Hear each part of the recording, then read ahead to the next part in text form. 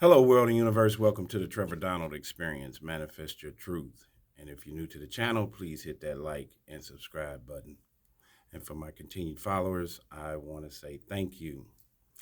And this is an opinion-based video channel where I try to open your eyes and ears to some of the things that are taking place in our cities, states, country, and sometimes around the world, where we need to utilize our five senses that God has given us and rely on our gut instinct to do the right thing and to navigate our way through this crazy, wonderful world. And I got to hit you again straight out of Mississippi. One more time, another time. Mississippi is going through quite a bit, and their police officers and their legal system is still doing very egregious things to individuals. And unfortunately, sometimes we're having issues with white cops and black civilians. Just when we're trying to build a bridge, a positive bridge between our police force and our patronage, the citizens, the taxpaying citizens that live there. But Mississippi is still burning, Mississippi burning. And I did a previous video where there was 215 bodies found behind a jail in an unmarked shallow grave. Here recently, Lexington, Mississippi had a scenario where they were arresting people who had outstanding fines and violating their 14th Amendment. And now this one is such a egregious and horrible story where a couple of these black guys had their civil rights violated. Here we go. Mississippi ex-deputy gets 40-year sentence as judge decries brutal attack on two black men. Jackson, Mississippi, a fourth former Mississippi sheriff's deputy was sentenced Wednesday for his part in the racist torture of two black men by a group of white officers who called themselves the Goon Squad, receiving 40 years in federal prison. Christian Dedmon, 29, did not look at the victims as he apologized and said he'd never forgive himself for the pain he caused. All six former officers charged in the case pleaded guilty last year, admitting that they subjected Michael Corey Jenkins and Eddie Terrell Parker to numerous acts of racist torture in January 2023 after a neighbor complained the men were staying in a home with a white woman. This sounds like it's straight out of the 1940s, not 2024. Prosecutors said Dedmon slapped the men with a sex toy and threatened to brutalize them with it. U.S. District Judge Tom Lee said Wednesday that Dedmon carried out the most shocking, brutal, and cruel attacks imaginable against Jenkins and Parker and against a white man during a traffic stop weeks earlier. Jenkins, who still has trouble speaking due to his injuries, said in a statement read by his lawyer that Dedmon's actions were the most depraved of any of those who attacked him. Deputy Dedmon is the worst example of a police officer in the United States, Jenkins said. Deputy Dedmon was the most aggressive, sickest, and the most wicked.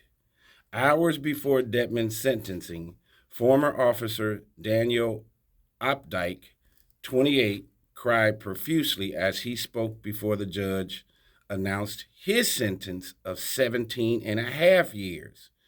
Turning to look at the two victims, Opdyke said, "Isolation behind bars has given me time to reflect on how I transformed into the monster I became that night. The weight of my actions and the harm I've caused will haunt me every day," Opdyke told them. "I wish I could take away your suffering." Parker rested his head in his hands and closed his eyes, then stood and left the courtroom before Opdyke finished speaking. Jenkins said he was broken and ashamed by the cruel acts inflicted upon him. The judge said Opdyke may not have been fully aware of what being a member of the Goon Squad entailed when Lieutenant Jeffrey Middleton asked him to join. but he did know it involved using excessive force. We were not a passive observer, Lee said. We actively participated in that brutal attack. All six former officers pleaded guilty last year to breaking into a home without a warrant and torturing the black men with a stun gun, a sex toy, and other objects. On Tuesday, Lee gave a nearly 20-year prison sentence to Hunter Elward, 31, and a 17-and-a-half-year sentence to Middleton, 46 years old, calling their actions egregious and despicable. They, like Opdyke and Dedman, worked as Rankin County Sheriff's deputies during the attack. Another former deputy, Brett McAlpin, 53, and a former Richland police officer, Joshua Hartfield, 32, are set for sentencing on Thursday. Last March, months before federal prosecutors announced charges in August, an investigation by the Associated Press linked some of the deputies to at least 4 violent encounters with black men since 2019 that left 2 dead and another with lasting injuries. The former officers stuck to their cover story for months until finally admitting that they had tortured Michael Corey Jenkins and Parker. Elward admitted to shoving a gun into Jenkins' mouth and firing it in a mock execution that went awry. In a statement Tuesday, Attorney General Merrick Garland condemned the heinous attack on citizens they had sworn an oath to protect. The terror began on January 24, 2023, with a racist call for extrajudicial violence when a white person in Rankin County complained to McAlpin that 2 black men were staying with a white woman at a house in Braxton.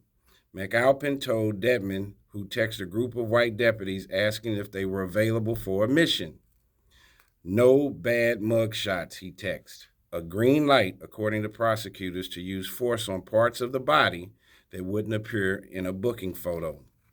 Once inside, they handcuffed Jenkins and his friend Parker and poured milk, alcohol, and chocolate syrup over their faces. They forced them to strip naked and shower together to conceal the mess. They mocked the victims with racial slurs and shocked them with stun guns. Dedman and Opdyke assaulted them with a sex toy. The majority white Rankin County is just east of the state capital of Jackson, home to one of the largest percentages of black residents in any major U.S. city. The officers shouted at Jenkins and Parker to stay out of Rankin County and go back to Jackson, or their side of the Pearl River, court documents say. Opdyke was the first to admit what he did. His attorney, Jeff Reynolds, said on Wednesday, on April 12th, he showed investigators a WhatsApp text thread where the officers discussed their plan and what happened. Had he thrown his phone in the river, as some of the other officers did, investigators might not have discovered the encrypted messages. Reynolds also said Opdyke was essayed as a child and had seen the older deputies as father figures. That made him susceptible to the culture of misconduct within the Rankin County Sheriff's Office, Reynolds said. When a new officer goes over there, they start indoctrinating people, Reynolds said. Where is the true leadership? Why aren't they in this court? Dedman, who planted drugs on Jenkins to frame him on false charges, said he was promoted to narcotics investigator not despite his bad behavior, but because of it. It's because instead of doing the right thing, I chose to do the wrong thing, Dedman said. Dedman, like Opdyke and Elward, also pleaded guilty to taking part in an assault on a white man during a traffic stop December 4th, 2022. Weeks before Jenkins and Parker were tortured, prosecutors revealed the victim's identity Tuesday as Alan Smith. Reynolds and Opdyke held Smith down until Dedman arrived, but didn't beat him or essay him. The Associated Press does not typically name people who they say were essayed unless they consent to being identified or come forward publicly. According to a statement from Smith that prosecutors read in court, Dedman accused him of possessing stolen property. Smith said he was handcuffed pulled from the vehicle and beaten until he started to see spots. Prosecutors said Elward and Opdyke failed to intervene as Detman punched and kicked him, used a taser on him, fired his gun into the air to threaten him, and then SA'd him. What sick individual does this? Schmidt wrote in his statement. Detman admitted to firing the gun into the air to intimidate Schmidt, but denied essaying him. Prosecutors said they read details from the essay in assault into the court record when Detman pleaded guilty, and Detman said he agreed with the facts presented. Rankin County Sheriff Brian Bailey, who took office in 2012 and was reelected in November after no one ran against him, revealed no details about his deputy's action when he announced they had been fired last June. After they pleaded guilty in August, Bailey said the officers had gone rogue and promised changes. Jenkins and Parker called for his resignation, and they filed a $400 million civil lawsuit against their department. What a story, and how is this happening in today's time with all the stuff that has gone on in Minnesota, in Louisville, with Breonna Taylor, with Black Lives Matter, with Michael Brown here in St. Louis. The level of respect for our national police departments has lost much of its luster in the last 10 years. And for the police officers of Mississippi that think that they could still go rogue and be above the law and violate citizens' constitutional rights at every level and think they can get away with it with technological advances, phones, it's amazing. These cell phones get more people in trouble than you could imagine. These satellites binging them all over the place. People are making text messages that become concrete evidence in all types of cases. And these are police officers. This tells you all day long that this is not the first time that they've done stuff like this. These guys have been doing this since they entered the police force. And Mississippi burning is Mississippi burning. What in the world is happening to Mississippi and Alabama? You always hear about these southern states that still have this underbelly of racism, but Mississippi seems like it can't get out of its own way.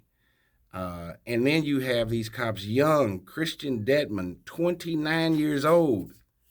I mean, he's just getting his life started, and he is enraged with all of this racism and police brutality and subjugating tax-paying citizens to this kind of debauchery is beyond measure. I am glad that the court system kind of threw the book at them. You talking 40 years, 17 and a half years, 20 years. You have another guy, Hunter Elward. He was only 31 years old, 17 and a half years. Josh Hartfield, 32. Listen, look at how young these individuals are that are filled with all of this racial hate and divide. Maybe the entire state, the governor of Mississippi, needs to come in throughout all of these police departments and cleanse all of these bad police officers. And when I told you about in my previous video about the 215 bodies that were found in the shallow grave behind the jail, that was near Jackson. All of this is right near the state capital of Jackson, Mississippi. And of course, Jackson is 87% black. But it always seems like whenever you have an all-white police force that are policing and providing public safety for majority black cities, there is a racial hatred and dynamic and divide and a stick of dynamite that's ready to ignite with this racial disparity where you have white police officers in leadership positions and you have the citizens, the tax-paying citizens, of the people that live in these communities that are being subjugated to this kind of racism and violence. This is completely shocking to me in 2024, even in Mississippi. And I am glad that these individuals are off the street, and this is making national news, social media coverage, and also national coverage. Uh, they were called the Goon Squad. I don't know what else to say. I'm glad these guys are off the street. I have never been a proponent of defunding the police. I believe we need to get rid of bad policing. Most of these major cities are down hundreds of cops. New York had 2,500 cops retire last year, either through early retirement or they left the force before retirement. Chicago is down. They need 1,000 police officers. The governor Landry in the state of Louisiana called for a state of emergency because he says they need about 3,000 cops across the entire state. And right here in St. Louis, in the metropolitan area, we need about 500. But we need 500 good ones. And we don't need 3 bad ones, 7 bad ones, 10 bad ones. And these storylines of white police officers doing harmful, sickening things, shocking, brutal, unimaginable attacks on black patrons or black citizens is just uncalled for. They're not going to get away with it. There are more black lawyers and black judges and black folks that understand the law in today's time than ever before.